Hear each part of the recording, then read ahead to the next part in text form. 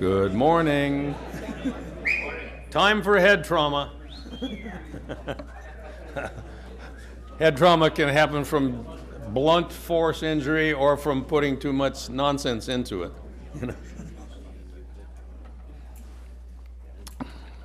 So, at least it's a nice warmer day today. All right. Head trauma. Common trauma, of course. 4 million people a year in the United States get head trauma annually. It's the most frequent cause of trauma death, most frequent cause of acute immediate trauma death, and the most frequent cause of ultimate death from trauma. A gunshot wound of the cranium is 80% fatal. The at-risk population for head trauma includes males of 15 to 24 because of obvious things, mostly motor vehicle accidents and things like that.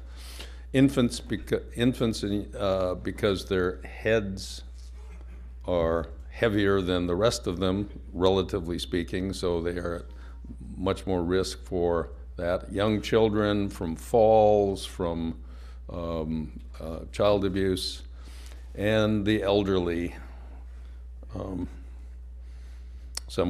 of your group was arguing the other day, I guess it was at North Country, that said, gee, how come people over 55 are now considered elderly? Well, that's just the way it is for the trauma, because it turns out that not everybody at 55 is like they're 55.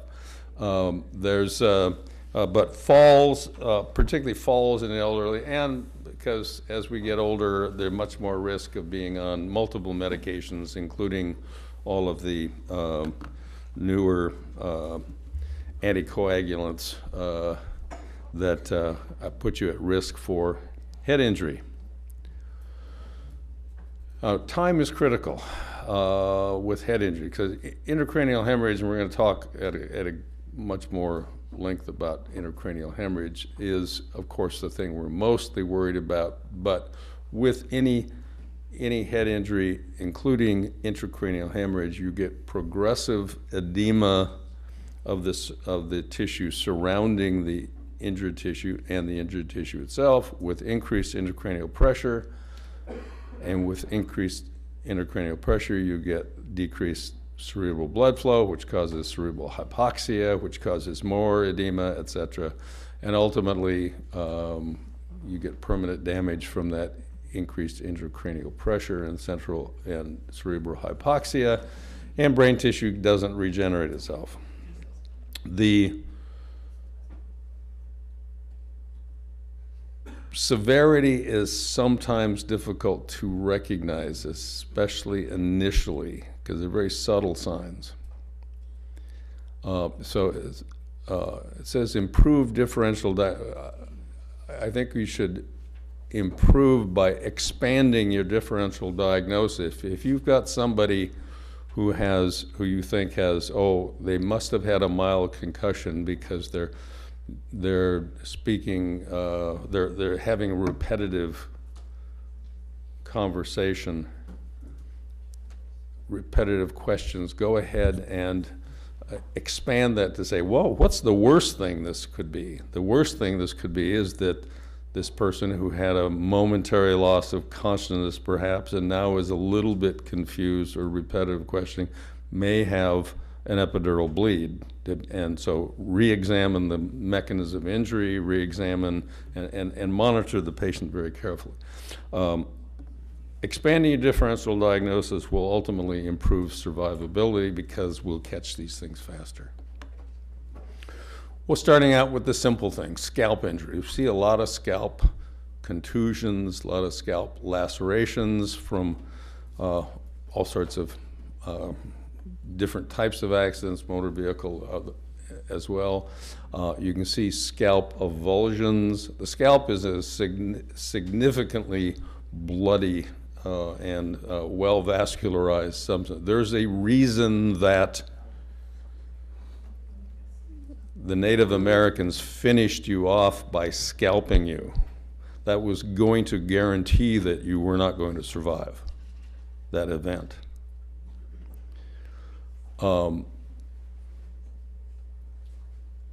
Often significant hemorrhage, and sometimes difficult to try to stop that. You can easily lose 2 units of blood, a whole liter of blood in a few minutes from a major scalp laceration. So reconsider your mechanism of injury with a scalp injury, and think, well, this is important. I can manage the external bleeding from the scalp injury, but is there something underlying that? We have stopped having you stick your finger into the laceration to see if there's a fracture, because you end up cutting your finger in the days of body fluid exposure. We don't like that, but that is worthwhile considering. Usually, often there's a fracture underneath that. Often there's intracranial injury as well. Trauma has to be pretty extreme to fracture. The head's very well designed to take a blow. Your fractures come as linear, simple linear fracture across here. Sometimes called a hairline fracture, but if it's depressed, that means a portion of that fracture and that bone is actually pushed down into the dura, may actually go through the dura. If it goes through the dura and it has a laceration associated with it, and then that's an open fracture. We occasionally have impaled objects in the cranium. I had a little series at one point of people who had shot nail guns accidentally into their head. So a whole series of people with, and they did reasonably well. They had minor fractures from that, but a nail in their head. The basal skull, this part right here and here, the basal skull is relatively unprotected, and it has sinus spaces in it, and it has other spaces, openings for nerves, opening for the auditory canals, opening for the orbits, for the eyes, orbital nerves, and those openings weaken that structure, so it is inherently somewhat weaker. So it's easier to fracture. Some of our signs, battle sign, which is retroauricular behind the ear ecchymosis, is associated with a fracture of the auditory canal itself and the lower areas of the skull. Now, if you have a big fracture through that auditory canal and tears the tympanic membrane itself, you may get bleeding. You may get cerebral spinal fluid actually leaking out through the ear. We don't ask you to test for that anymore. If it's, we don't want you to spend that much time on scene waiting to see if your filter has a separation of the drop or not. Raccoon eyes. Periorbital ecchymoses associated with orbital fracture, also all basilar skull fractures. You can also fracture through the cribriform plate in the nose. National Head Injury Foundation defines a brain injury as, quote, a traumatic insult to the brain capable of producing physical, intellectual, emotional, social, and vocational changes. Well, so you don't have to have all those at one time, but any of those things can be caused by a traumatic insult to the brain. Of course, in a young person or a person who's working and supporting a family, if you have intellectual and vocational changes, that could be a major issue for that person. Brain injury can be direct, so primary injury caused by direct trauma forces, or indirect secondary injury caused by factors resulting from the primary injury, such as primary injury, liver laceration and splenic laceration with prolonged hypoxia from hypovolemia, from shock. And the brain, if we don't feed the brain during that time period, the brain becomes anoxic, and then you have a secondary brain injury from a primary liver injury. So,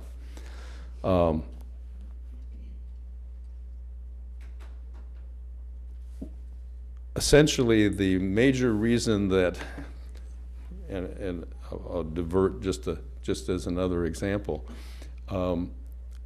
has nothing to do with injury per se, but if you have a sudden cardiac arrest, and we have lots of them, and we get ROSE, and we have lots of those now, a large percentage of those ROSEs die in the hospital of anoxic brain injury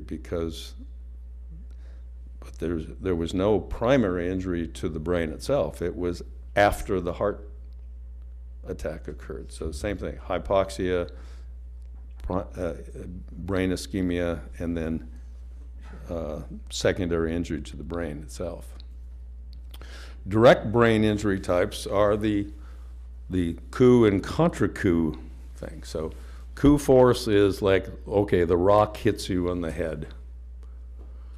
Contra coup is injury on the opposite side, because in the coup force, if the rock hits you in the head, the impact forces, the brain moves toward that object. And it could be a rock, or you could smack into your windshield with your head.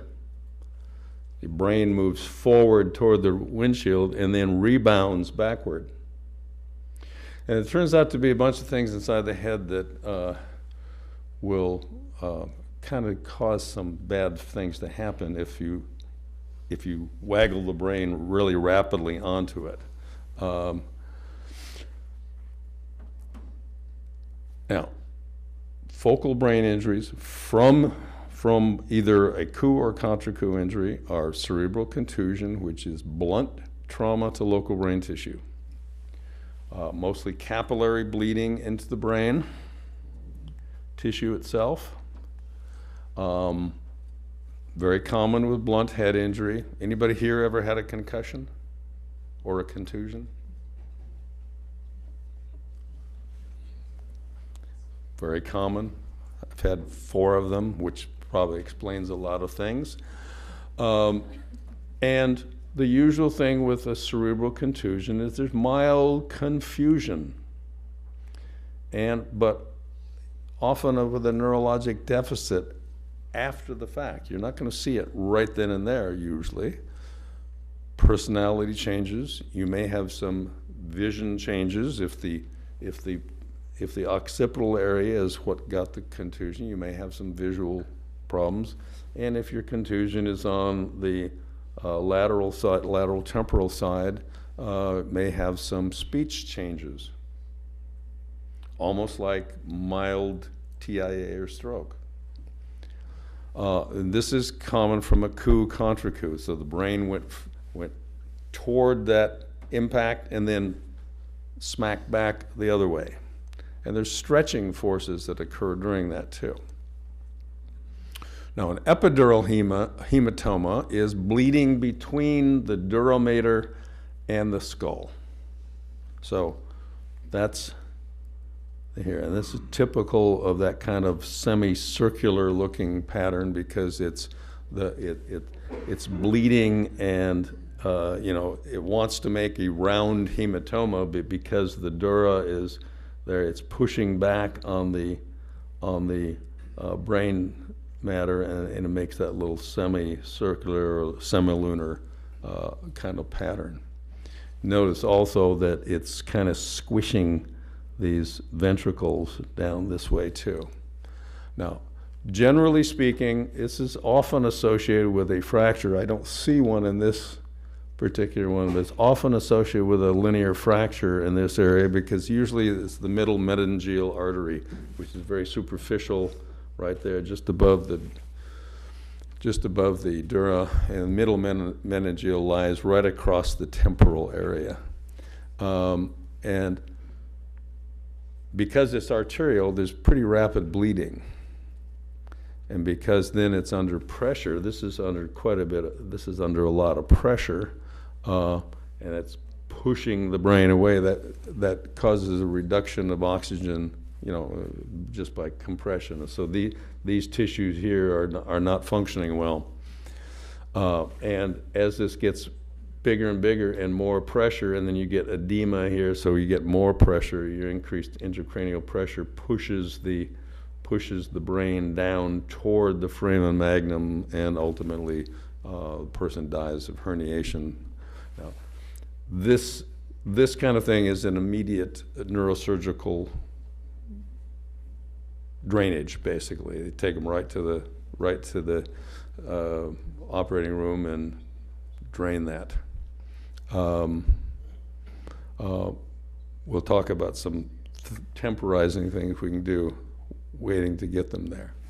Now, a subdural hematoma occurs within the meninges itself, so it's on the other side of the dura mater, and it's between the dura mater and the subarachnoid space. So it's not circumscribed by the dura mater, and so then all the blood slowly leaks out. It's usually venous blood, and it slowly leaks out, and it makes this larger thing, but it's under less pressure. And because it's slow bleeding and under less pressure, it can go on for a long time. We used to make a distinction between acute subdural, subacute subdural, and chronic subdural. Those are kind of indistinct now. Be aware that sometimes it takes a day, half a day, sometimes it takes up to months to fully develop a subdural hematoma. But the faster bleeding ones from larger tears will do significant damage to the patient within 24 hours. But sometimes people have slow, chronic subdurals. And their signs and symptoms are slow to progress. Very slow deterioration of mentation. They may be perfectly lucid for a prolonged period of time. There have been a couple of notable cases in Portland where the subdural developed in jail over a period of about 2 to 4 days, and no one really paid attention to the signs and symptoms that were going on. Intracerebral hemorrhage is exactly that, rupture of the blood vessel into the brain. So that'll present like a stroke with sudden onset of decreased cerebral function, perhaps coma, and fairly rapid onset of signs and symptoms. Now, if it's associated with an accident, that's obvious then. Now, we see a lot of we don't see the hemorrhages, but we see severe diffuse brain injury. And that's due to physical stretching of the nerve axons in the brain from that coup contra coup kind of motion. There's nothing visible on There's no hemorrhage visible on CAT scan or CTA, but the radiologist will say, or the neurosurgeon will say, look, there's diffuse axonal injury pattern, sort of a loss of white-gray matter distinction. Mild diffuse brain injury is a simple concussion, and then there's moderate diffuse axonal injury and severe. Concussion, mild to moderate form of diffuse axonal injury. Nerve dysfunction without anatomic change, or at least obvious to us. Transient episode for a concussion, transient episode of confusion, disorientation, and event amnesia. So suspect concussion anytime a patient has a momentary loss of consciousness or they have amnesia for that event. They don't remember falling off their bicycle. They don't remember getting up and wandering around. What? I said getting speared by a Seahawk. Yeah. Yes. He doesn't remember that injury. Management of concussion is frequent reassessment of mentation because, why? Because a concussion will stay pretty stable, but if there's an underlying anatomic injuries or a bleed, their symptoms are going to progress. And basic ABCs. A classic concussion is same kind of, oh, look, more Seahawk injuries. Or no, that's not Seahawks this time. God, this guy is a bad luck. It looks like it's almost the same person. But with this now moderate diffuse axonal injuries, classic concussion, they have a minute bruising of brain tissue. They were unconscious, and these are the ones who are classically unconscious for 2 to 5 minutes at least. And they're unconscious if the cerebral cortex and the reticular activating substance is involved. You remember the refresher, reticular activating substance is the part of your brain in the midbrain that wakes you up or puts you to sleep. So if you get a sudden stretch of that, you become unconscious. That's theoretically if someone does if a boxer has a, quote, glass jaw, it has nothing to do with his jaw. It's the fact that when he snaps his head back, his reticular activating substance gets triggered and he goes to sleep. He loses consciousness. So often this kind of a concussion may also have a basilar skull fracture associated with it, because as long as you in the base, you're closer to that reticular activating substance in the basilar skull. Signs and symptoms: unconsciousness or persistent confusion. So if they're goofy, totally goofy for a long time, this may be just a concussion. Loss of concentration, disorientation after the fact, retrograde and antegrade amnesia. So they don't remember the event, they don't remember the things that happened right about the event, but they may not remember back a day or two. Visual and sensory disturbances, mood and personality changes are frequent after concussion. Now, severe diffuse axonal injury is brainstem injury. That's significant mechanical disruption of axons, and the cerebral hemispheres and brainstem are both involved. High mortality rate. They have prolonged unconsciousness because of the disruption of the axon. You get a lot of edema and you get increased intracranial pressure, so Cushing's reflex comes into play. ultimately, with enough increased intracranial pressure, they begin to herniate. And this will result in decorticate or decerebrate posturing, which we're going to talk about in a bit. This particular picture is, remember those little tiny ventricles in the previous pictures, the acute injuries? Well, these ventricles are now massively filled up because the rest of the brain is shrunk from the diffuse axonal injury. So although this person survived, he's probably in a persistent vegetative state. You need a little bit more brain, more cerebral cortex than that. And this white stuff is all scarring too in that brain, so that's not too good. So how does this all happen?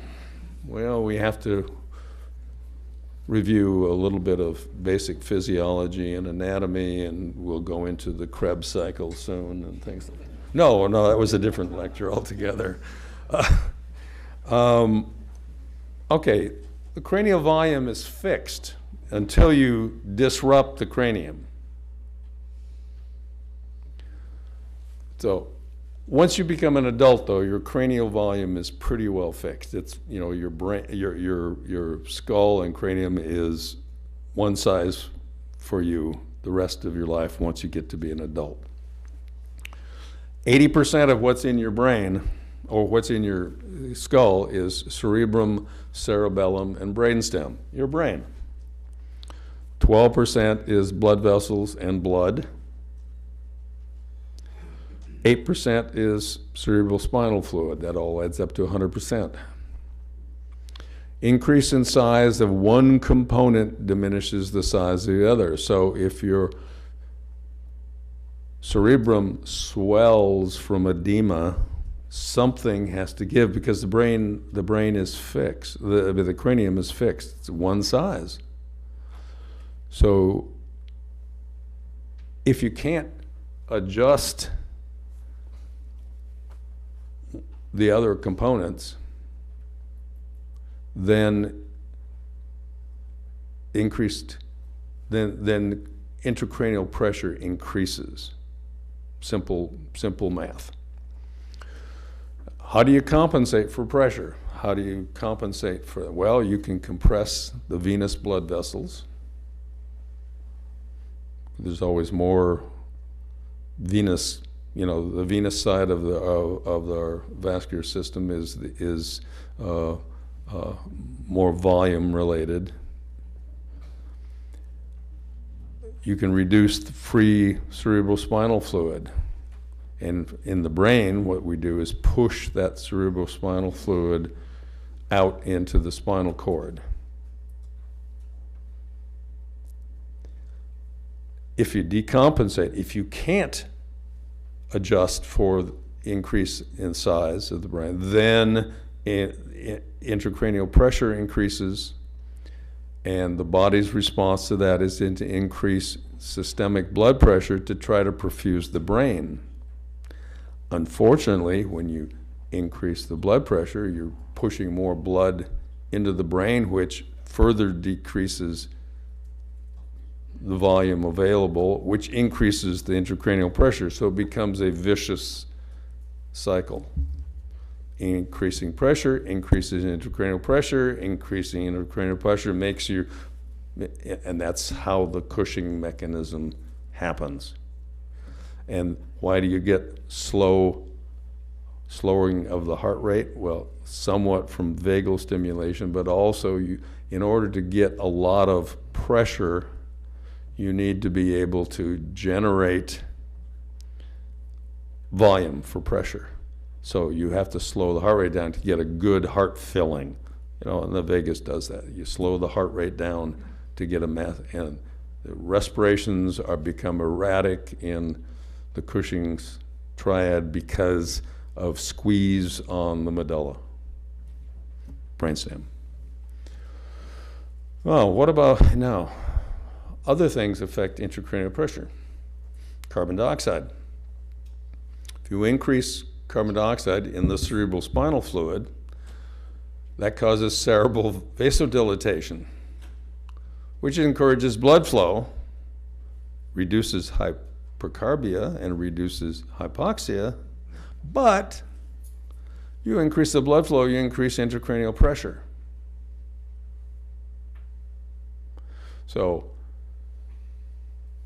a combination of this, so as you hyperventilate to try to blow off the carbon dioxide, that's why you hyperventilate, but it's also really, it also then contributes to the hypertension. And when you reduce levels of carbon dioxide in the cerebral spinal fluid, that causes vasoconstriction, which causes cerebral anoxia. So you might say, well, gosh, if we get a patient who's got increased intracranial pressure, let's hyperventilate them, drop their CO2, because that'll then vasoconstrict them, and then they will have less. That may decrease the intracranial pressure. And so in the past, we used to say, let's hyperventilate these people down to 25 or so of CO2. Problem is, now you've decreased cerebral blood flow, and so they get cerebral anoxia, which gets them anyway. So we try to hit a happy medium now. Now, the factors that affect intracranial pressure are vascular constriction, cerebral edema, systolic blood pressure. Low blood pressure equals poor cerebral perfusion. High blood pressure equals increased intracranial pressure. Carbon dioxide, so too much carbon dioxide causes increased blood flow. Too little causes decreased cerebral blood flow. And then carbon dioxide is affected by your respiratory efficiency. If you're injured, and if you're head injured or otherwise injured, and your respiratory efficiency is down because you've got other injuries, or because you're doing erratic breathing because of your increased intracranial pressure, that's of course going to affect your carbon dioxide and oxygenation. So it all contributes to increased intracranial pressure. This is the wonderful spiral of death. Start outing here with we start from the top. Cranial insult causes tissue edema, causes increased intracranial pressure, causes compression of arteries to decrease that intracranial pressure, which causes decreased cerebral blood flow, go around the corner, which causes decreased oxygen with death of brain cells, which causes edema around the necrotic tissue, which causes increased intracranial pressure with compression of the brainstem and respiratory center, which causes CO2 accumulation, vasodilatation, which increases intracranial pressure due to increased blood volume, which causes, death. So we try to interrupt that cycle somewhere. So increased pressure compresses brain tissue against and around the falx. That's the little supportive shelf in the brain. It separates the cerebrum, and the cerebellum and the midbrain lies basically below that, in the brainstem. Now, so the big cranium, the big brain sits on top of the falx, and it's kind of got sharp edges, and it's bone. So you can compress against that.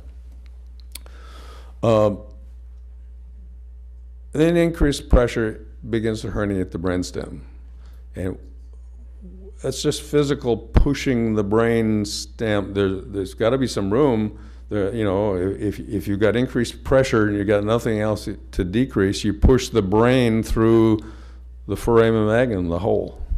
Or it doesn't actually push through it, it squishes down against it. And the upper brain, you know, that compromises your blood supply. It begins to get edema and ischemia, anoxic changes in the upper brain, in the brainstem. If you get primarily upper brainstem compression, you get vomiting, altered mental status, pupillary dilatation, because the muscles, the nerves that control your pupil are at the brainstem level, basically. So when you push down against that, they get pushed, stretched too. If you push on the medulla, that changes your respiratory and cardiovascular system, so you get increases in blood pressure, decreases in heart rate, erratic respiration. The brain can herniate all over the place. The most common way of the brain to herniate those is down this direction. So you've got a big hematoma here. The brain's being squished. You can see because the ventricles are being squished. So that's being squished this way. There's no real place for this to go out. So ultimately, this pushes down here. If you had an opening in the skull from a fracture or a bullet, increased intracranial pressure will push it, push the brain right out that hole. Most commonly, though, when we're seeing people, they're herniating downward toward the foramen magnum. So, signs and symptoms of brain injury: altered mental status, altered orientation, altered personality, amnesia, retrograde or antegrade, Cushing's reflex, we've talked about, vomiting without nausea, and it may be projectile. And vomiting from head injury, from increased intracranial pressure, is not going to respond to your antiemetics. It's a waste of time. Body temperature changes. Usually brain injury, and just like with strokes, we worry that they're going to get a fever. They're going to get hyperthermic. Brain doesn't like responding to this, doesn't like ischemia. Changes in pupillary reactivity, we use that, and then decorticate or posturing in general. We get now.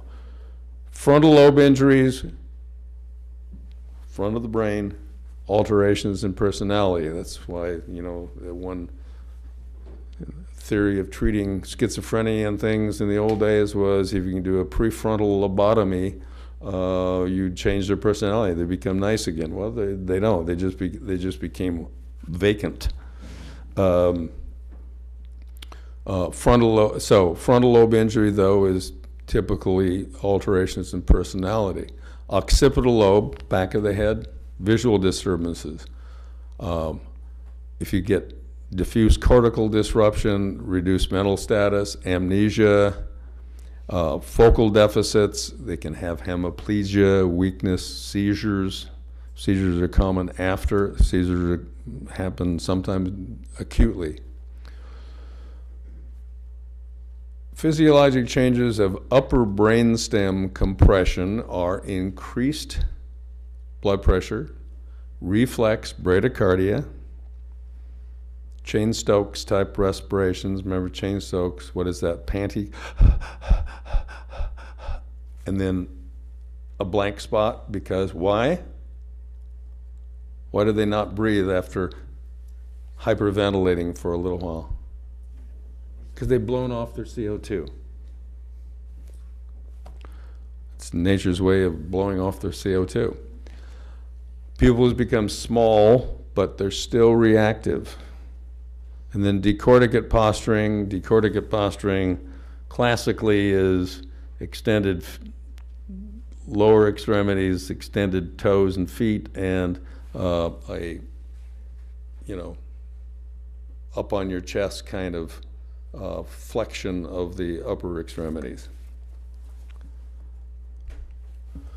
Middle brainstem compression. Pulse pressure begins to widen now. Increasing bradycardia.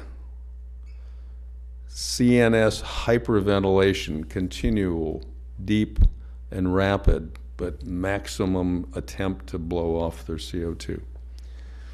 Bilateral pupil sluggishness, or don't even work, and decerebrate posturing. The difference is now their arms are extended. And to be honest, do I really care if you put down this is decerebrate or decorticate posturing? No. If you put down posturing, we know, but we should be able to figure out this is a severe brain injury without being able to know whether it's decorticate or decerebrate. It just happens for a neurosurgeon would like that because he says, well, this is really involving severe midbrain compression. This is probably pretty close to the end. Lower brainstem injury, when you get down to you're really squeezing the lower brainstem, pupils dilate, they're unreactive. They have ataxic respirations, which means there's no pattern whatsoever. Irregular, erratic pulse, everything shutting down. EKG changes, they'll have what look like PVCs, they'll have widening of the QRS, they'll have all sorts of EKG change. They may have little runs of VTAC. Hypotension.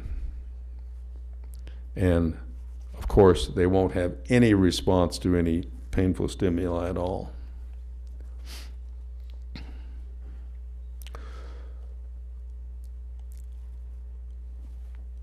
Eye signs in brain injury just indicate the physiology is there's pressure on cranial nerves 2, which is the optic nerve, and then 3, 4, and 6, which are the nerves which control eye movement, and then 3 also controls, third cranial nerve also controls pupillary dilatation. So pressure on that nerve, and that goes above the basilar skull and right about the midbrain and medulla. So when you get squeezed on that, you squeeze on there, and that's what causes first the reaction of the pupil to be sluggish, and then dilate, and then finally fix. Now, remember, of course, that reduced pupillary responsiveness could also be due to depressant drugs. It's also due to cerebral hypoxia from other causes. So, you know, when you have a cardiac arrest patient, they haven't got any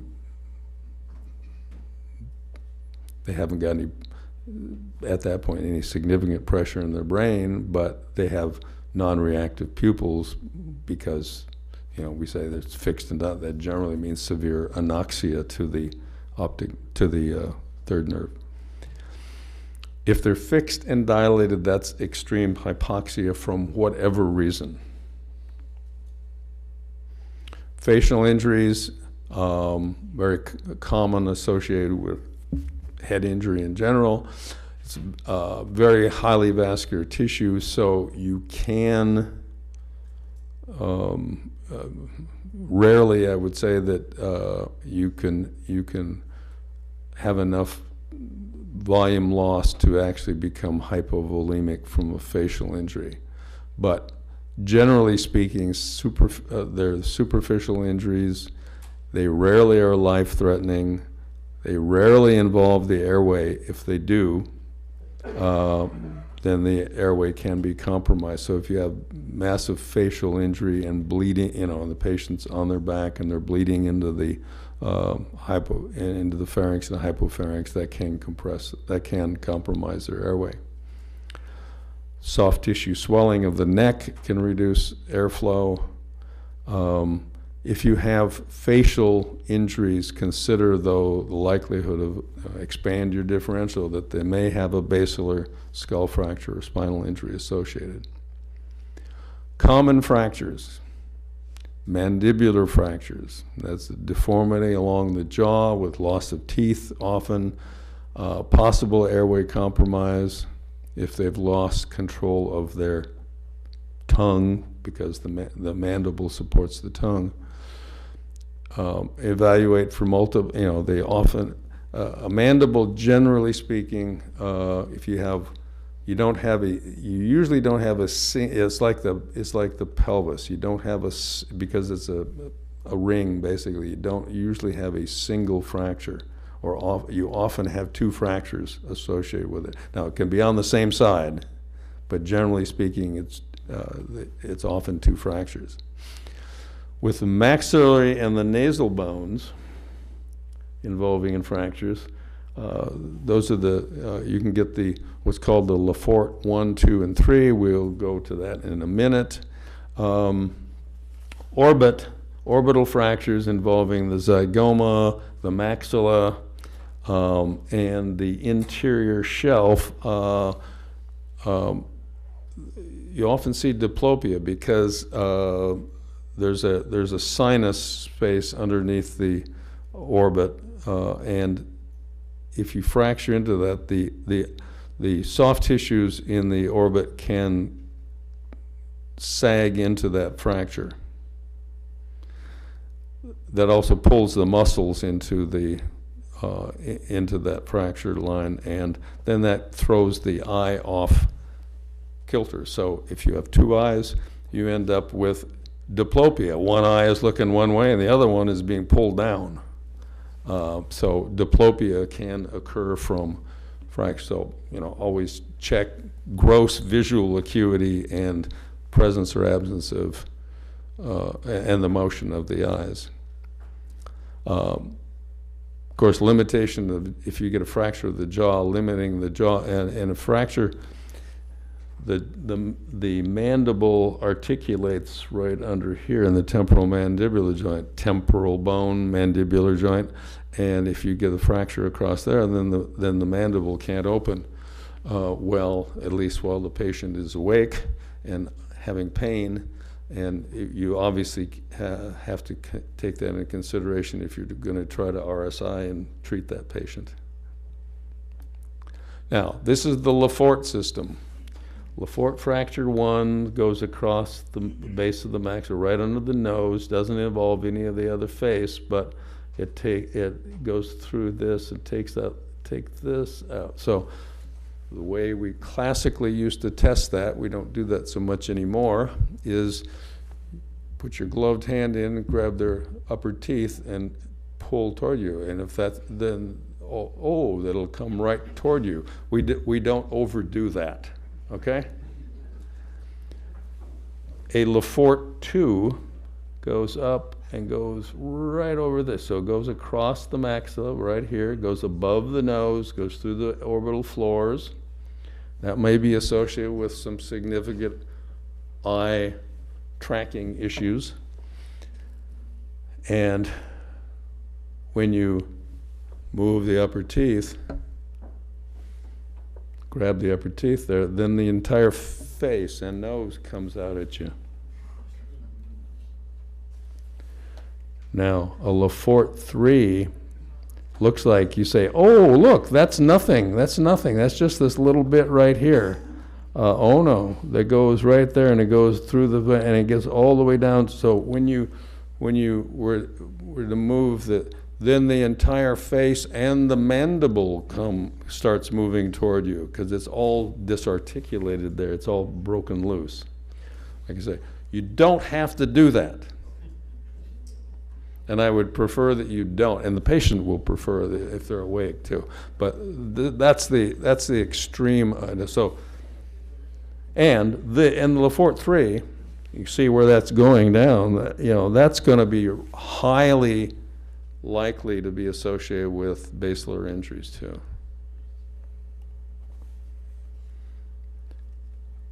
How about fixing those things? Are these difficult? No. but they're expensive. But they're not difficult, and facial injuries, facial fractures, facial injuries are not generally life-threatening. Now, they may be eye-threatening if you've got an orbital fracture and a sag of that, because you can't leave that muscle trap because the muscle gets ischemic and has problems. So we want to get, so we'll evaluate, make sure the eyes are okay, and then you get that, you'll elevate that fracture to get that back to normal. But facial fractures like a Lefort, you know, how do you fix this? Generally, they wire it, put some wires in and hold it together, and it just heals. And we used to not even bother worrying about facial injuries for about a week to 10 days because we'd say, well, we want to make sure they survive the bad things first, because it really causes no problem. You suture lacerations, you fix depressed orbital fractures, you wire a jaw together, but it's usually not the life-threatening things. Nasal injuries, almost never life-threatening. Swelling, hemorrhage interferes with breathing sometimes. Epistaxis is the most common problem, and that can be usually stopped. If you have a lot of, and most epistaxis, remember, most epistaxis of any sort can be stopped by direct pressure. Sometimes we have to go in and cauterize. Sometimes we have to go in and tie off the nasal branch of the internal carotid. Ear injuries. I love these kind of guys. External ear, you often injure the external ear, and what this is showing here is a big hematoma that's above the cartilage of the pinna of the ear, and that has to be treated appropriately. Generally, it has to be drained, evacuated, and then held in compression, because that even the pressure from a hematoma will kill the cartilage, and so that ear will be messed up from that point on, which is not a problem for a guy who plays rugby. But you know, if Australians like that look, so that'll be okay. The internal ear is generally pretty well protected from trauma, but is mostly affected by rapid pressure changes, diving, blasts, explosions, things like that. And you can get tinnitus from that. Eye injury, penetrating trauma, of course, can give you long-term damage. So you can suspect a small foreign body if the patient complains of sudden eye pain or sensation of something in the eye. It says, do not remove any impaled object, but if you have if you can see a corneal foreign body, if you can lift it off with a little moistened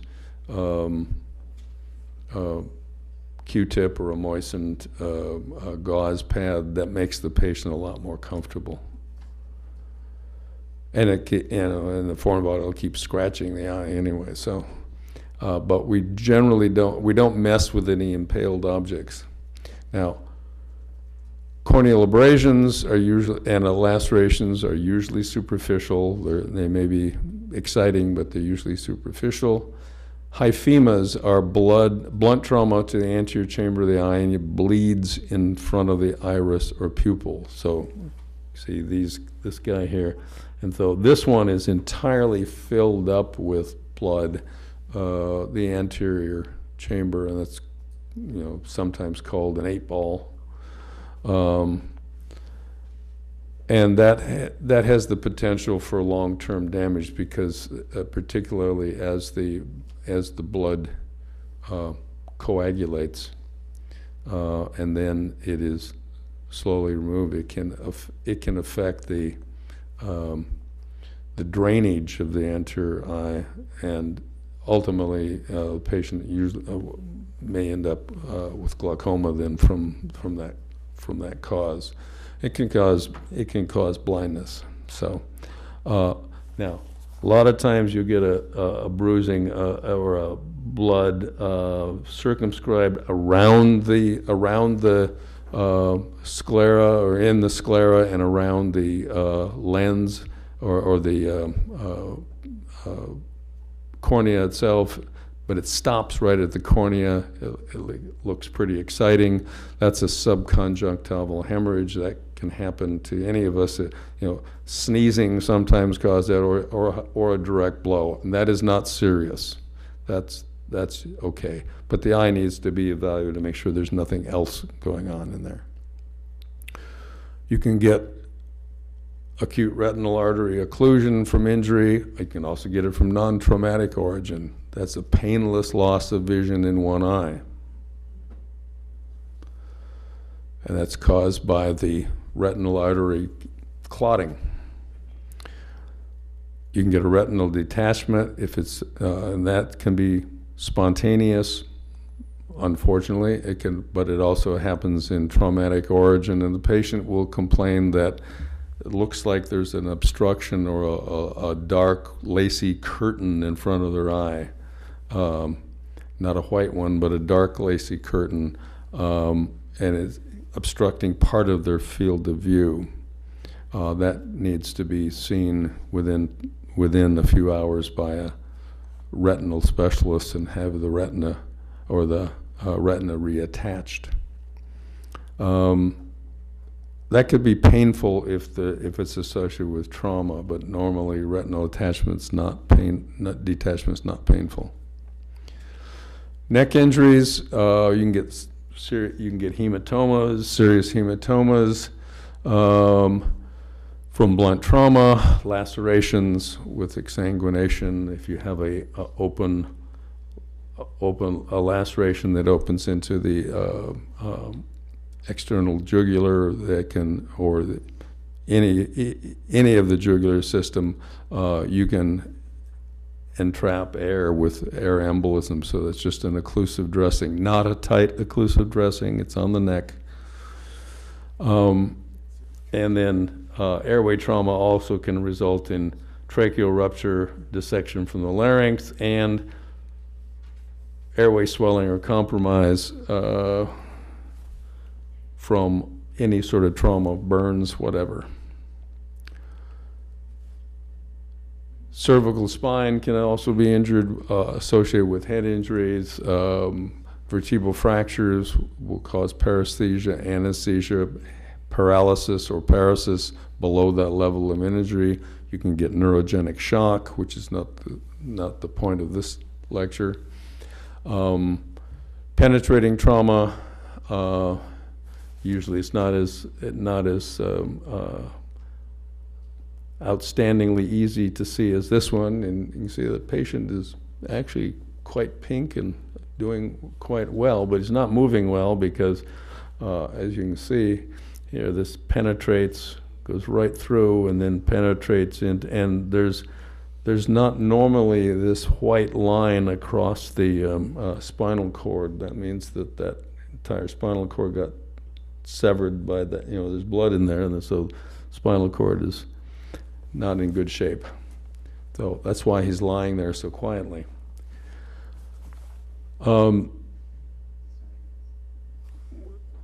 With other neck trauma, you can get tension pneumothorax, traumatic asphyxia. Penetrating trauma can also involve the esophagus, trachea, vagus nerve disruption, which will cause cardiac dysrhythms at that point. And the thyroid and parathyroid glands are in the neck, and they're very vascular, so they can ooze a little bit. Okay, let us take a break for about 10 minutes. Okay. In the assessment of head and facial and neck injuries, obviously we start from our usual and routine methodology: scene size up, safety, initial assessment of airway, breathing, circulation, rapid trauma assessment, head, face, neck GCS, vital signs, then the focused history and physical exam, and then a more detailed assessment if you are able to, and then ongoing assessments as we're transporting to the hospital. Glasgow Coma Scale, recall, eye-opening, verbal response, motor response. 4 points possible for eye, from spontaneous to no response. 5 points for verbal response, from oriented and conversant to no response, and motor response to obey and no response, so 6 points there. So a total of 15 points altogether. And remember, if the patient is, nobody has, even a dead person has a 3.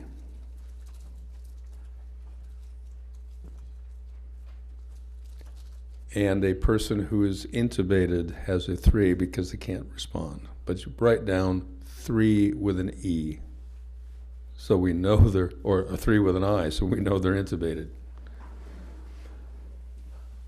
Facial neck, head, facial, neck, generally, so airway, suctioning, patient position, inline mobilization.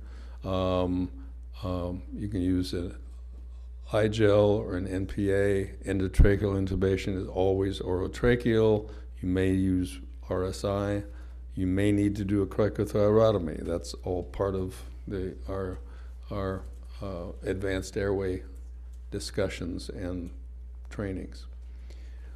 Oxygen at 15 liters per minute. Ventilations 12 to 20 per minute, generally speaking, 12 to 15, 16.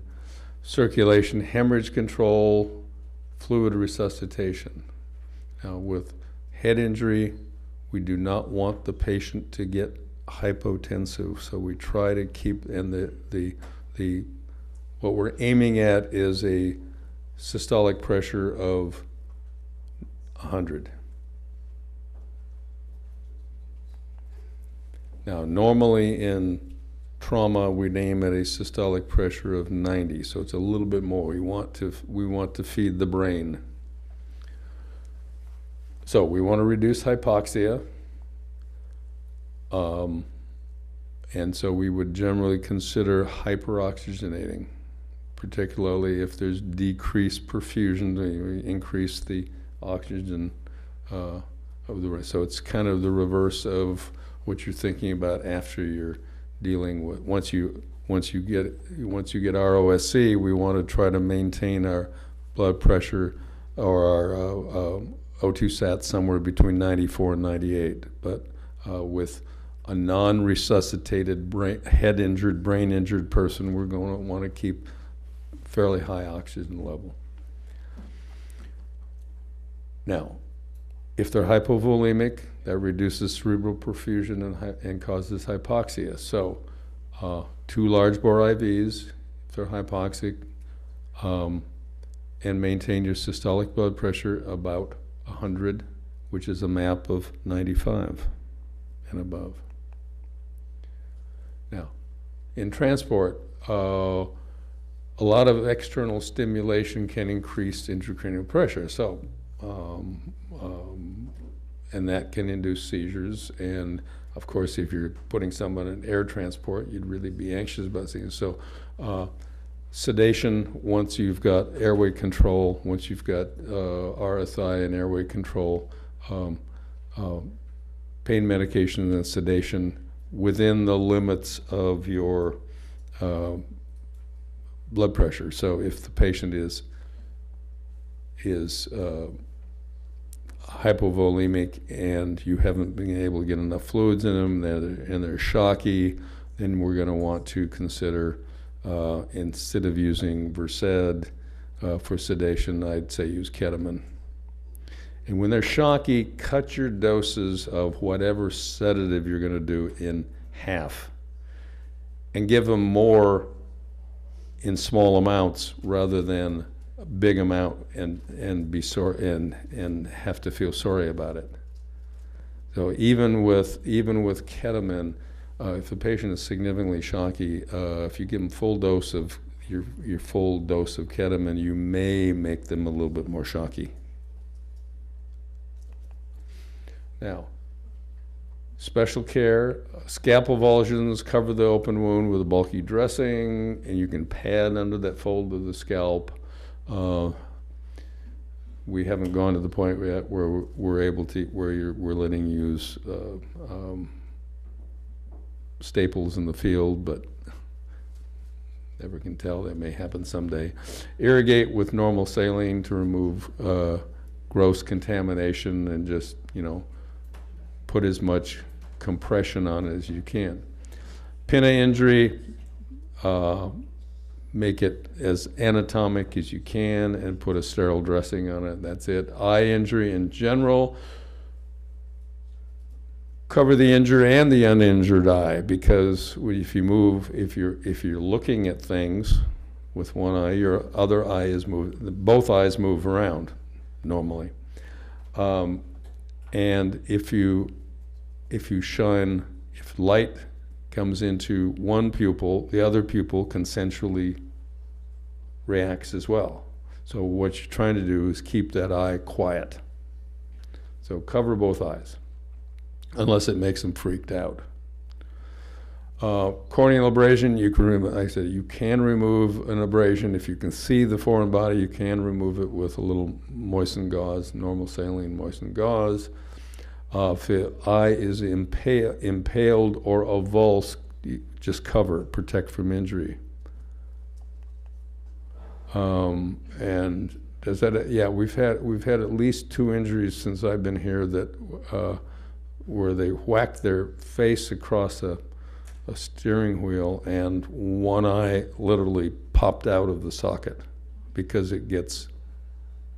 Because the fracture below, and it just slides out. And in both cases, with no manipulation, with no just covering it, bringing them in, the eye was replaced. The optic nerve was not significantly stretched, and they did fine.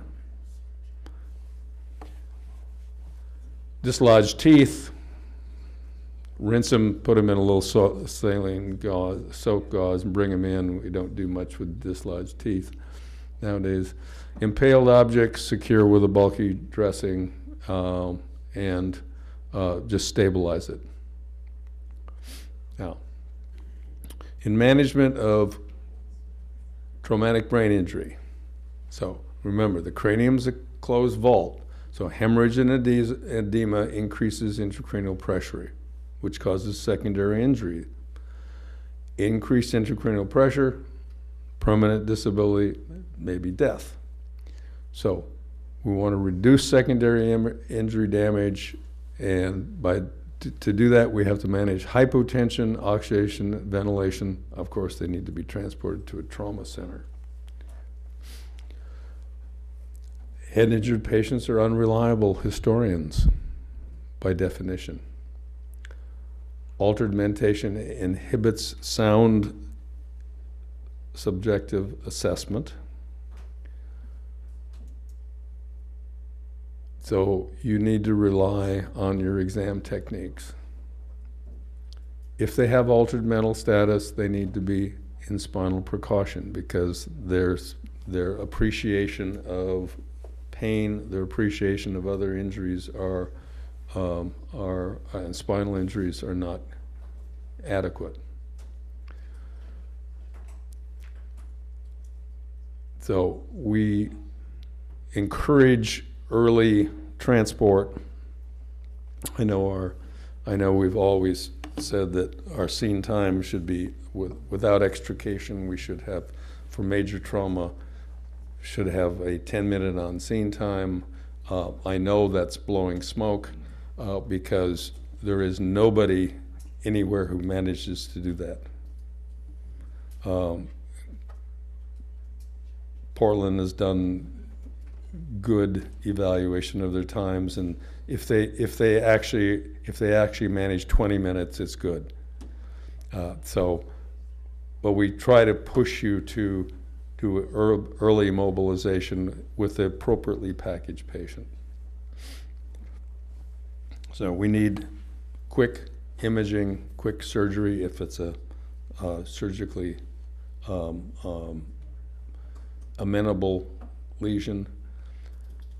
But we can manage some of the injuries that cause hypoxia and hypotension. So we do full trauma activation in our system with a GCS of less than 14, penetrating injury to the head, open or depressed skull fracture.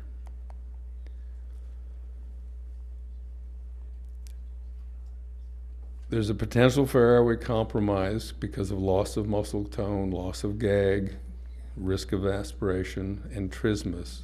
RSI carries a risk. This is the highly risky RSIs, but if you follow the protocol and are competent and feel competent with all your equipment, you should be able to RSI the patient, even with inline cervical spine control. You can do, and as we go through our advanced airway trainings, you can do head elevation as long as you're still in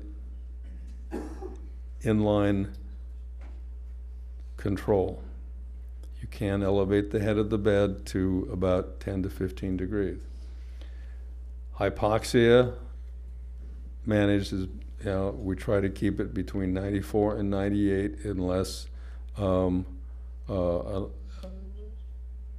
unless you're in the full resuscitation mode, and then that's 100% O2. Systolic blood pressure, 100. So hyperventilation equals hypocapnia equals vasoconstriction equals decreased perfusion. So our goal is to maintain normal ETCO2. Our goal would be 40, but 35 is okay. Now hyperventilation may slow herniation. So if you are believing that your patient is herniating, if they're Cushing responsing, if they're decorticate or decerebrate posturing, you can pretty well bet on that.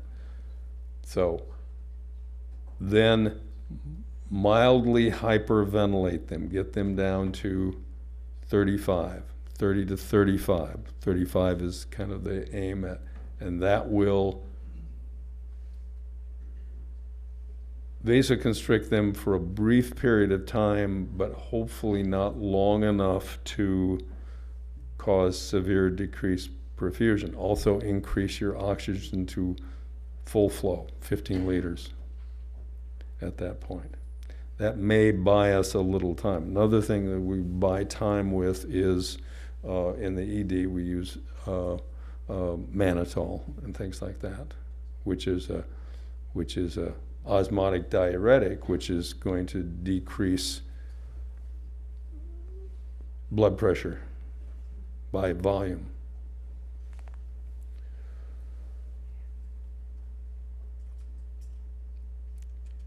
In concussion,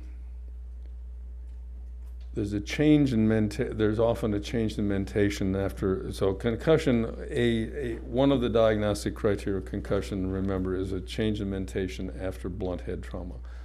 But that diagnosis we make after our imaging shows there's no structural damage.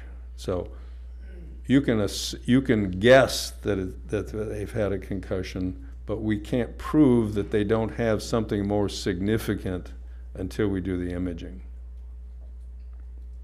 So you can say, well, I think you had a concussion and you need to go to the hospital. I think that you had a concussion is different than you've had a concussion.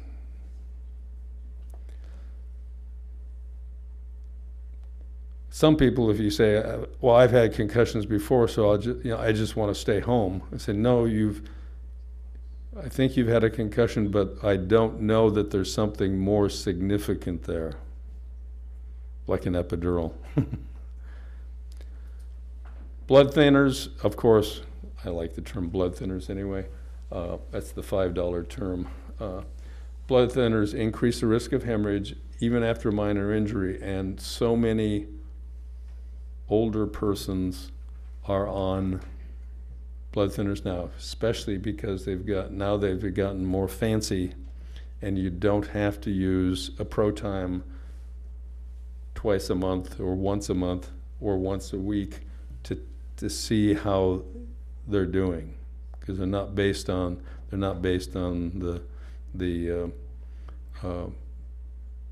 warfarin-based things. Are always based on basically a vitamin K type of thing. So you need to test it frequently. So, but the common anticoagulants are Coumadin. You still see a lot of Coumadin because it's cheaper. The most common ones that I see out there now are Pradaxa and Eliquis. And those, now we have a way to reverse it.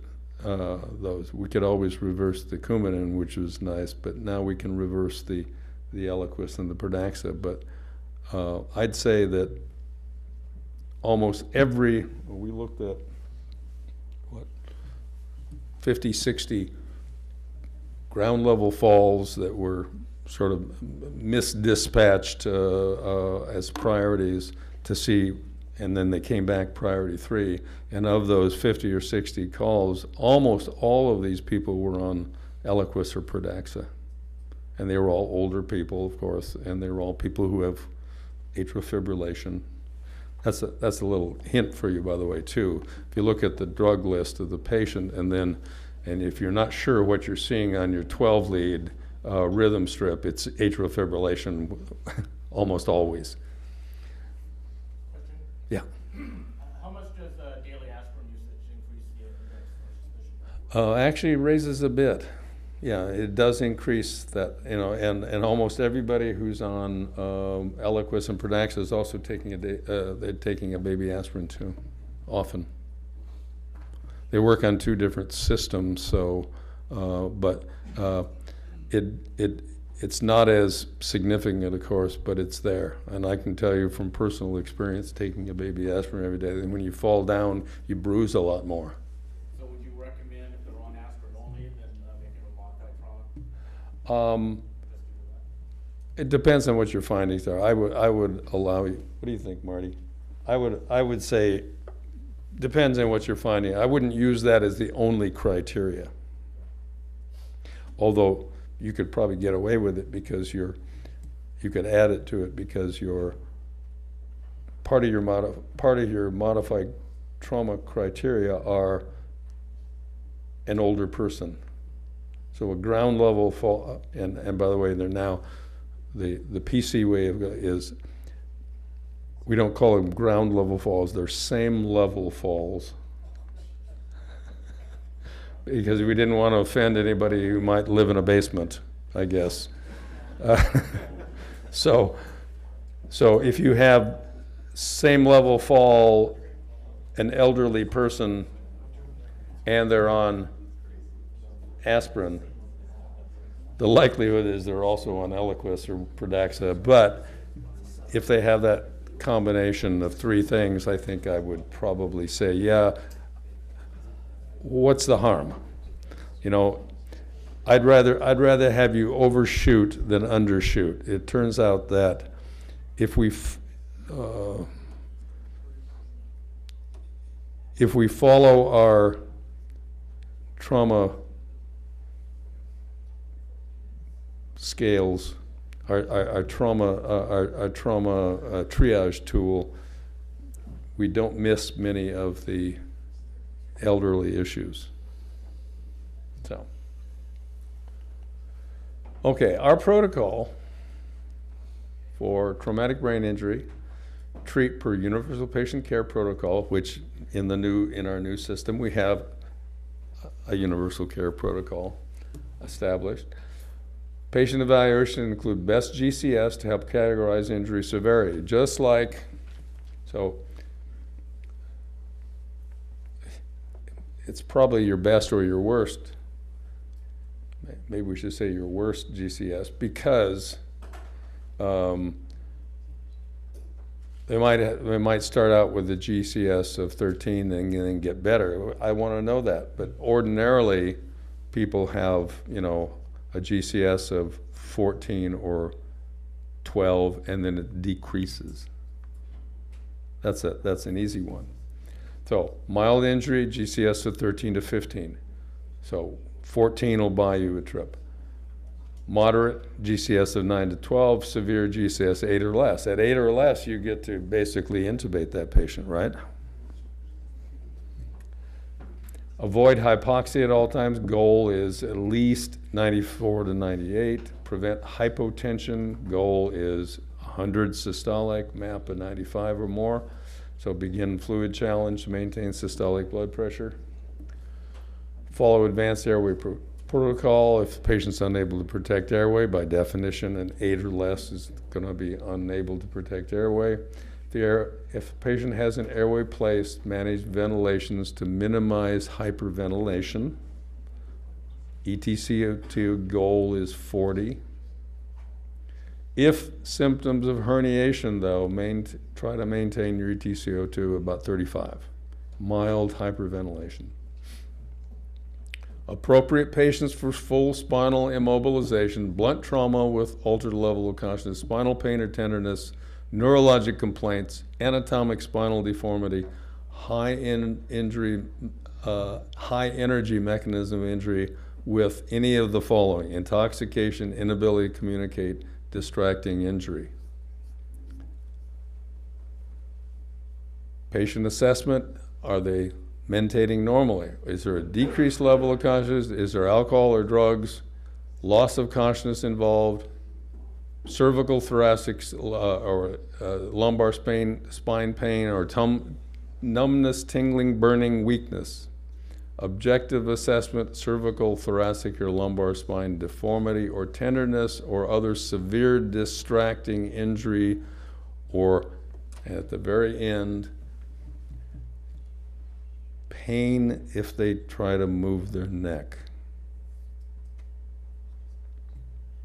If yes to any of those things, we immobilize. If no, treat and transport without full spinal immobilization. If there's a penetrating neck injury without neuro involvement, no deficit, treat and transport without spinal immobilization, with no C collar, because it's important to see what's going on in the neck with that wound. Now, modified spinal precautions: C collar, immobilization of the gurney without long backboard. How many long backboards are we putting on nowadays? Probably not a lot. If they're ambulatory at the scene, if there's going to be a long transport, for example, interfacility, or long backboard is otherwise not indicated. Minimizing movement and attention to spinal precaution is still important. Now, so basically we call it spinal motion restriction. All patients who meet trauma system activation due to blunt trauma mechanism, not penetrating, but blunt trauma mechanism, will have at the minimum application of a cervical collar. If immobilization to a backboard is impractical or leads to deterioration of the patient, apply a cervical collar immobilized to the gurney in a supine position. That's still the best way to do it, until we can get a gurney that you can elevate the head a little bit. Okay, now on to another subject of my interest.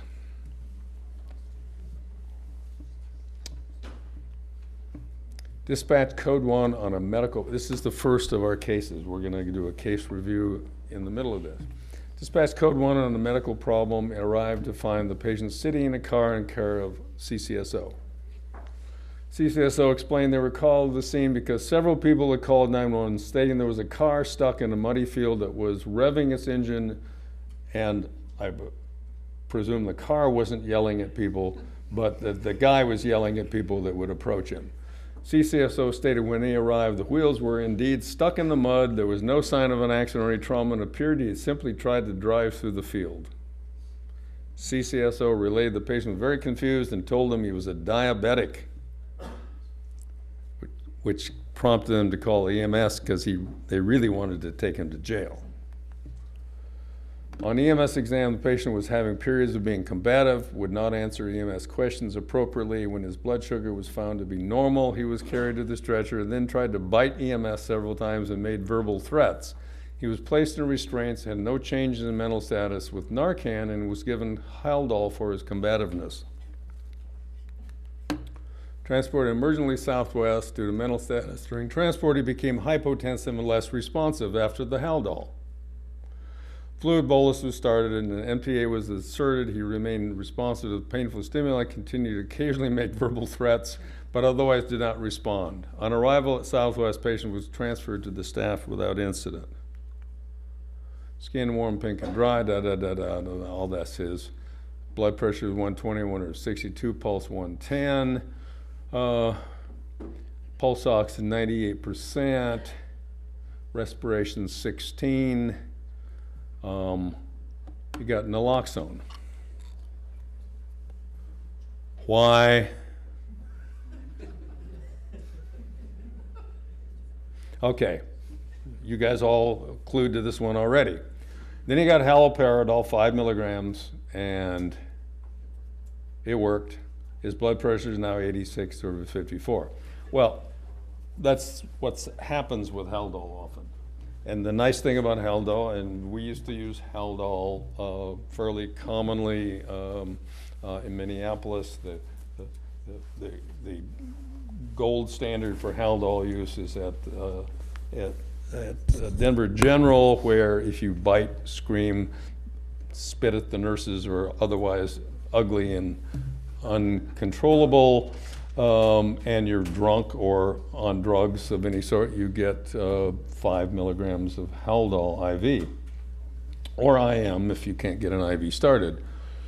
And in 5 minutes, if you're not nice, you get another one, and you keep going on that. And their average is somewhere between 25 and 40 milligrams, and at that point, most people are hypotensive enough that when they get up to try to swing at you, they become, they pass out. So that's kind of the way this works. So in the hospital, this guy had a blood alcohol of 0.368. So Right, he should have gone to jail. yeah, exactly. Now, he had no other meds. He had no other drugs on board, amazingly enough, because I mean, this is probably the first guy I've seen in Clark County that was this drunk who wasn't also on meth in a long time. He had no evidence of any meth. He didn't remember coming to the ED, and he was surprised that he'd had that much alcohol. Well, now, but this gets me back to Narcan use. What do we use Narcan for? So in your orders, altered mental status and coma, treatment, treat per universal patient care protocol, treat underlying cause if known. Suspected opioid overdose with respiratory depression. He was out of breath from all the yelling. Yeah, yeah. If BLS provider or difficult, so you give naloxone if they're having respiratory depression. What part of O2 sat of 98 and breathing at 16 times a minute and able to yell at anybody who comes near you and threaten you, that's not respiratory depression. And we can repeat, give that up to, and you figure out, but it's respiratory rate. In respiratory distress, treat by universal patient protocol. Follow airway management, cardiac dysrhythmia if indicated. Treat patient's clinical impression. Insufficient respiration or arrest. Rule out obstruction and give, if narcotics are possible, give him Narcan. I don't think narcotics are possible in this case. Now, so my next thing, Narcan, if you haven't already heard me say this, Narcan has no place in cardiac arrest. What do you need to do if you find somebody in cardiac arrest? CPR. And you ventilate them. That's what you're doing with the Narcan, is you're fixing the ventilation problem, but you're not doing, when there are no dead people who are going to come back with Narcan. Now, when you get them going again, if perhaps they've had a narcotic overdose, you know, if you got the needle in their arm and they're passed out there. Well, what we see is we get there and the guy's got a heart rate and he's not breathing. That's probably an opioid overdose. Give him Narcan. But cardiac arrest, it's a waste of your time and your money in a cardiac arrest. Because you're already doing what the Narcan is going to do. You're ventilating the patient, which is oxygen, and which is giving their brain oxygen and taking care of them. Now, so if I see Narcan in a cardiac arrest, I'm going to call you up and say, what were you thinking about? You didn't give me enough information to make me think that Narcan would do anything for this. It's not holy water.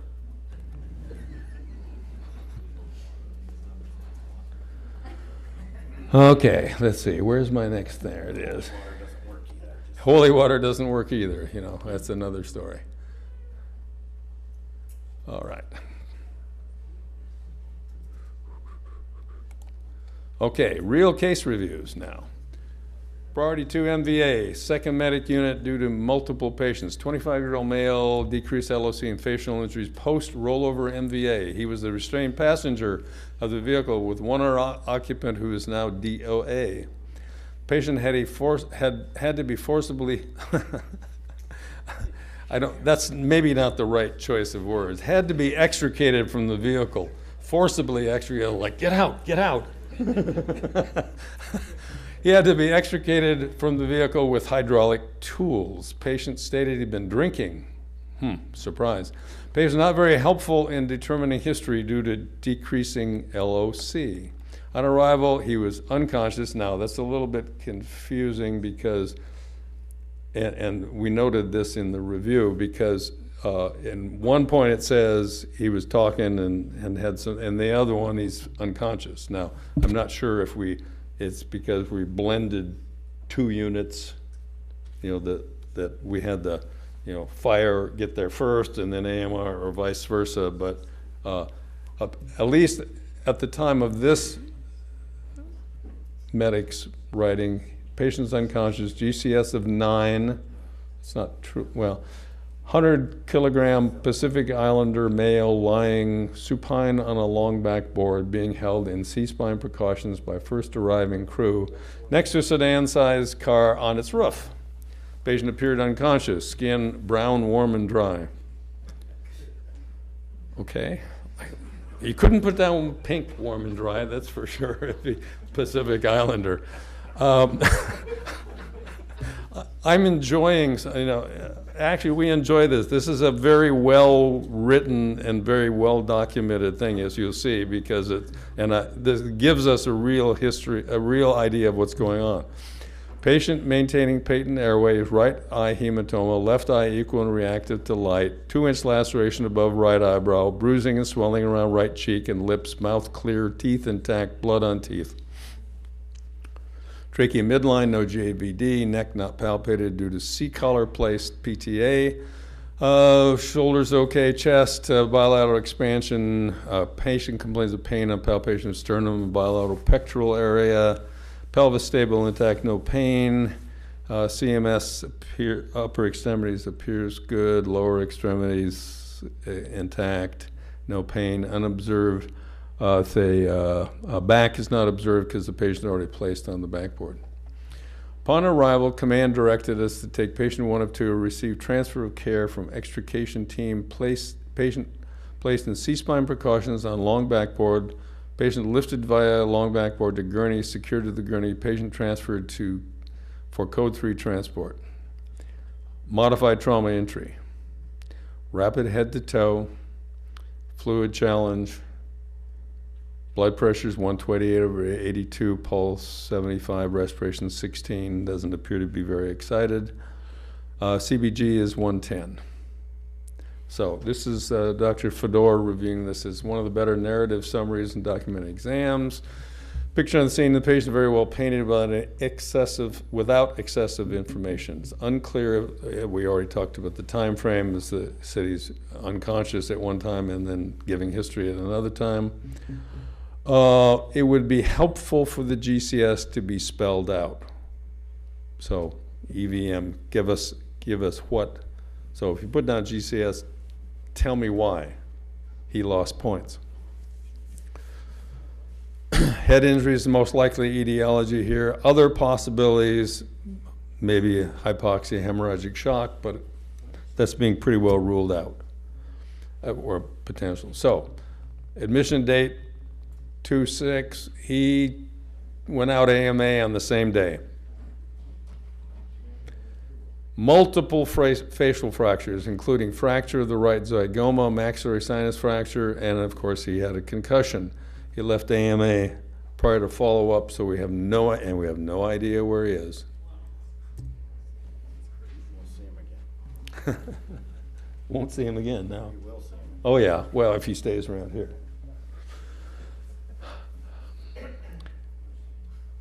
Patient states, okay, patient's sister, this one is also very interesting. Patient states patient is suicidal, jumped from her moving vehicle. Patient complains of pain in lower extremity and states he's unaware of what happened.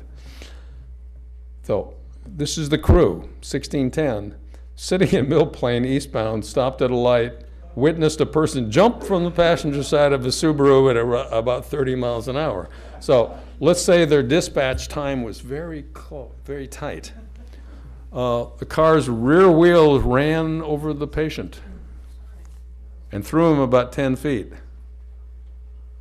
On arrival at the patient's side, he was unresponsive for about 30 seconds and then able to speak and answer questions, but was very repetitive. He had many abrasions, no notable deformities, placed in full C-spine, moved to gurney, transported code 3 for treatment, care transferred. So full spinal precautions, got an IV, unsuccessful though, and then got another, oh no, all unsuccessful, modified trauma. Well, usually you don't get to see the mechanism. And a quick assessment, no obvious thing to treat. He says good work in getting lines, but we said no lines. Oh, Preston, it was late. Yeah. ER doc's note is probably in the Air Force. ER doc's note is below. The patient went to, well, okay, here's the ER doc's note. Patient made trauma system entry, evaluated immediately. Extensive history and physical exam done. After evaluation, excluded all life-threatening injuries. The only radiologic abnormality in CT scan was a slight possible occipital bone fracture extending to the foramen magnum and a right malar hematoma. We discussed the occipital fracture with neurosurgery and said, no consequence. Same as like a little rib fracture, nothing to treat. Does have multiple abrasions on the head, hands, and ankle. No associated fractures. Had the scalp laceration, it was stapled. Tiny fracture maybe in his foot, that would be non-surgical. They put him in a walker for that. Then the quote, the patient states he fell out of the car because he simply didn't realize the doors opened from the inside. This really doesn't make much sense. Sister reports that the patient endorsed suicidality and stated that he was going to kill himself when he jumped out of the car. I think that's the more plausible and accurate description, as does local law enforcement, who placed him on mental health hold, and the psychiatrist came to see him.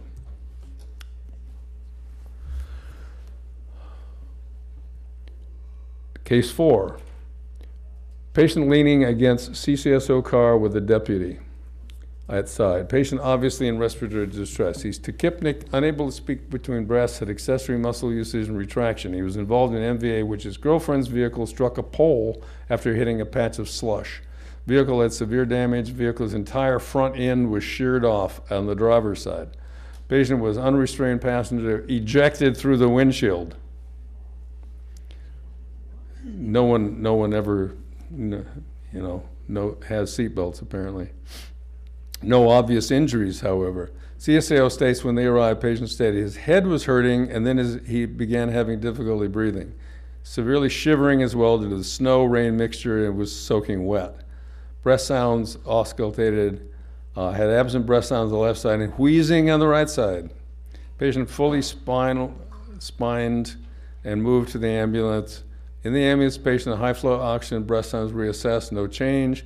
Multiple attempts made to obtain a set of vitals, unable to obtain blood pressure and no radial pulse, too much shivering for automatic pressure. Pulse ox was not accurate because of cold and shivering. Patient's lung sounds improved after a duo-neb and some Versed. Able to hear faint wheezing on the left side along with wheezing on the right lobe.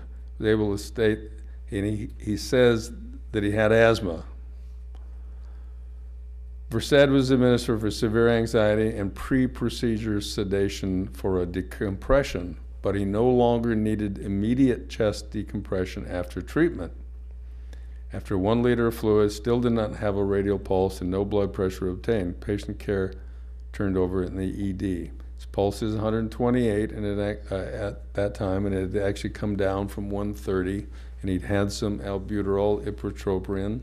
He'd had a small dose of midazolam.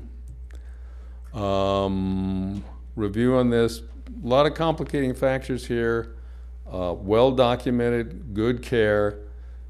We would not have faulted the medic for attempting a needle decompression of the patient, but that was clearly difficult because it's if you don't get reliable vital signs, it kind of throws you off. Now, from personal experience, and I can tell you that reactive airway disease is worse when you're cold and you get cold air and and if you're under excitement from a car wreck. And so this was reasonable to treat the patient if you hear wheezing. Now, Dr. Fedor says it can make anxiety worse. Yeah, but you gave him some Versed, so that cut it down. So I think that's a good combination. Now, don't routinely treat shortness of breath with albuterol unless you hear wheezing. Well, you heard wheezing. Or if you have a high index of suspicion for asthma attack. And we questioned, was there any attempt to rewarm the patient other than a warm rig? I guess not, probably. In hospital, he had a concussion. He had a small pneumomediastinum, a left lung contusion, right shoulder, right hip pain, no findings, and asthma. So he had a tiny pneumomediastinum, which you don't do anything about. That air is absorbed. But I mean, he had enough increased intrathoracic pressure to basically get some air into his mediastinum. He was saturating on room air normally, had home asthma inhalers, repeat chest x-ray the next day showed no further abnormalities, and he was given some stuff for his headaches and stuff, and he was discharged on day 2. So I think actually I would give a great deal of credit to the medics who did not just simply stick a needle in his chest, decided to try a couple different things. That's good thought process. You always have that ability to do it. You were ready with after giving some, although a big guy who you give 2.5 milligrams of Versed is probably not sedated quite enough to have a needle stuck in their chest. You might do a little bit more. Number 5, seizure, CPR in progress, second engine requested. Hang on for this one. Yep, hang on for this one. This is a fantastic. So Arrived to find bystanders performing chest compressions on this 16-year-old, approximately 70-kilo male lying supine on the street next to a school bus. No tonic-clonic activity noted. Initially decerebrate posturing. Bystanders state patient was running to the school bus when he had an acute onset of tonic-clonic seizure activity with falling backward onto the pavement. Bystanders unknown of the duration of tonic-clonic activity. At least they couldn't give a time to it. Bystanders determined he was pulseless, began chest compressions. Who were the bystanders? This was a gentleman that just dropped his kids off, school-age kids. Okay. For their bus, and he was walking by. Okay. Patient has no medical history. Mother on the scene says the patient doesn't use recreational drugs or any medications they may have over-ingested, or they didn't have any medication. And of course, he was running to the school bus, so that's kind of not the kind of thing you do with a narcotic overdose either. Level of consciousness, AVPU ×1. Patient moaning and moving head from side to side on initial assessment. Head seemed to be normal, chest, poor tidal volume, abdomen, etc. No particular finding. And then his posturing and moaning ceased, and he was determined to be pulseless and apneic. So chest compressions were begun again. OPA placed, defib pads placed, O2 metronome started, nasal cannula. Second engine arrived, unseen, IO placed, rhythm check, patient in VFib, defibrillated at 200. Chest compression resumed. C-collar, milligram of epi, patient ventilated, blood glucose, inadequate blood for a finger stick. Chest movement, inadequate ventilation, noted pulseless, patient defibrillated at 300. Compression resumed. 2 grams of mag sulfate, IO, and then 2 milligrams of Narcan. I can explain that. I know. I have a reasoning for this. Due to possibility of recreational drug use and pinpoint pupils. Well, And it was a witness arrest, it was soon, and also after my second defib, I did that chest rise and fall. I wasn't sure if he was ventilating at the time, possibly. I did at that time, instead of get 2 milligrams of Narcan, I checked with Rod and determined that he was in a multifocal, or a torsade type. yes, right. Well, the and that's why the 2 milligrams of mag sulfate was for that. The Narcan. I know, but I won't spank you because you've just been in the lecture today, but. pinpoint pupils, I mean? But remember, pinpoint pupils can also happen from hypoxia and cardiac arrest. So, but you know, history. If the guy had been running, if he just injected, and then ran out to the bus, yeah. But that's, you know, history is not. But no harm, no foul, as they say, right? Okay, there is the second or third tracing, and that's what we were looking at for. That's what he's looking at now, and shortly thereafter we get this rhythm here, which is what? I ruled it out as an SVT. That's when I don't know if it was irregular though. But it was like in the 180s. It's definitely an SVT, Yeah. and it's in the 180s, and it's definitely irregular. So by definition, what is it? But the rate then went down to the 140. Yes, yeah, and that's good. But you know, I wouldn't do anything more than that. You're right after cardiac arrest. So he's moving he noted to move his upper extremities, transported. ETCO2 is 34, heart rate 177. Then it comes down, blood pressure is 94. Decerebrate posturing noted, patient's eyes dilated and then deviated upwards. No tonic-clonic noted. 4-lead EKG, on and on and on. Posturing ceased with extremities flaccid. Trismus noted. Got some mag sulfate. Then now he's down to 124. respiratory rate 29. Elected not to continue with RSI due to close proximity to Peace Health. Okay, so this is my note, and then I've got a second note afterward. Patient was fighting the tube in the ED, was trying to extubate itself. He was intubated by the ED doc because he was found to be extremely acidotic. So, you know, which is not uncommon after a prolonged seizure and a cardiac arrest. But he was then waking up. He tried to extubate himself. He was then heavily sedated, and of course, then he dropped his blood pressure. Rhythm in the ED was a flutter with rapid ventricular response at 150, so it came back up, probably as he's waking up. It got better with time. Had a low potassium. I'm not sure how quickly the ED doc intubated him, but he was ultimately transported to Dornbecker. And then I said, he's going to need an ICD. Well, that was my impression because of the, you know, my usual experience with it. But this is really pretty amazing case. This guy had a total occlusion of the proximal portion of his left coronary. Congenital. He's never had any blood flowing through that.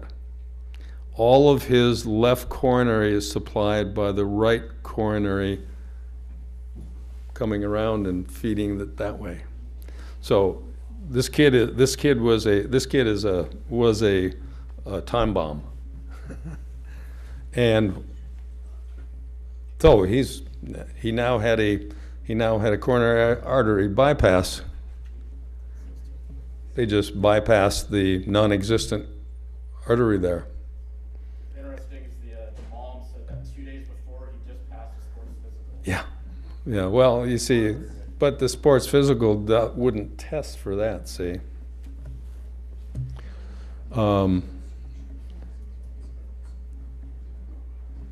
So, and now with the cabbage, at the end of the cabbage, he's got a 100% ejection fraction, and his heart seems to be working just fine. He's extubated. To my knowledge, he's, you know, the last time I looked at this was yesterday. To my knowledge, he's awake and oriented and doing okay. I mean, we'll keep following that, but this was an excellent result. Perfect to have citizen CPR right there because they got him back at least to a moaning and somewhat perfusing thing before he then rearrested in front of you, and you guys treated him just perfect and gave all the right stuff. And this kid's lucky. And we can write off the vial of Narcan. Okay, so, all right, I think a great job.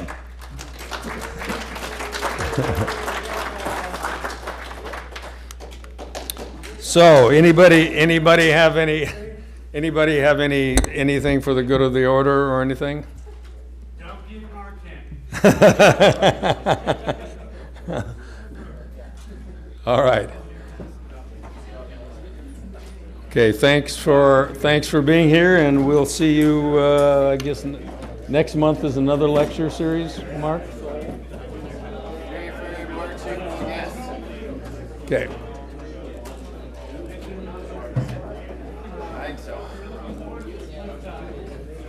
When is Marlo going to do this? May. Yeah. So it's another lecture in May. I